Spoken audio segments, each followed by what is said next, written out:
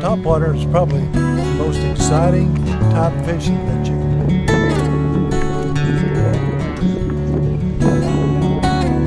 Make it go left or make it go right. Just wrist action.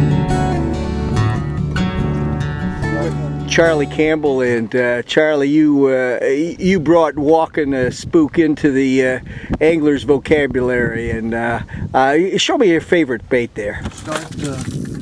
Start filming and stuff. I've got a whole set of spooks. Fish are schooling and so forth. Bass are. This white one, clear one, is real good. But for big bass, I'd rather take this one on a kind of cloudy day. And this on a cloudy day, overcast, that darker color is overcast, darker color.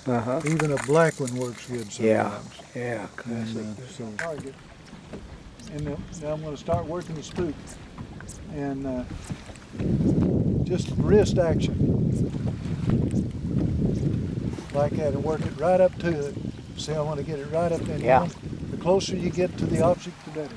And right about there usually is where you want to get. Just you start away from your target.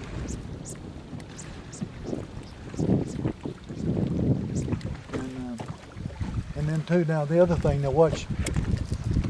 When you cast, keep your elbow down to your side. Wrist action only when you cast. Be like this. Throw that out there. Now, I'm going to lay the line down on the water. And watch my wrist. All I do is wrist action. Like that. See, I'm using my wrist. Now, if one hits that thing, I keep working it until I feel pressure on the other end. Hey Charlie, you're talking about tossing to objects with and working this spook. What's your strategy? Okay, see the cedar tree in front of us there? Yeah. And there's limbs spreading out all under it there too.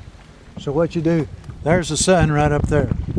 So the shady part of the tree is on the right side of this tree there. So what you want to do is get up here and you throw into the, really you kind of go into the sun, work it and come out on the shady side. Okay. I'm throwing it way up past my target.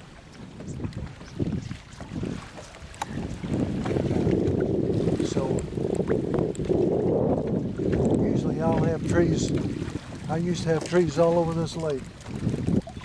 I just run from one to the other. Where you can almost count on a fish at each station, huh? And you can tell right when it's going to hit. Yeah. And but I'll go around a tree like this and try to hit it from multiple angles, huh? Yeah. Now, as we get further into the fall, that spook becomes deadlier all day. It becomes a deadly all-day bait. When does it really start to become an all-day bait for you? Mainly when the shad and stuff starts coming up to the top better.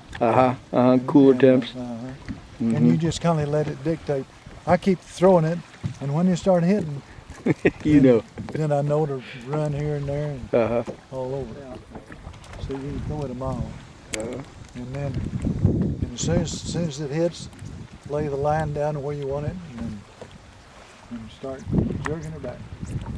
And you see part of the lakes, right now I can go in the spring, the upper part of the lake or up in the river arms turn in better first.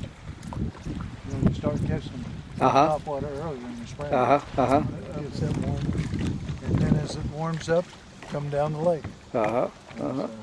This spook, I see you're using a snap. Right. And the reason for it is, any time that you're throwing a bait, it's got a wobbling motion, which you make this one wobble.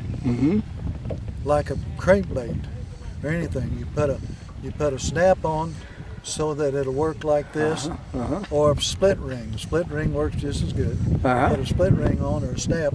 I like change baits a lot to see what all that is. So I put a snap on, and you see that thing, it makes it work twice as good. If you tie directly to it, see it, you don't get that swiveling motion like that. Good tip, great tip.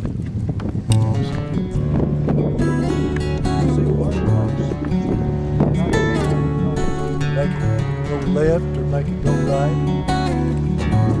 Just wrist action.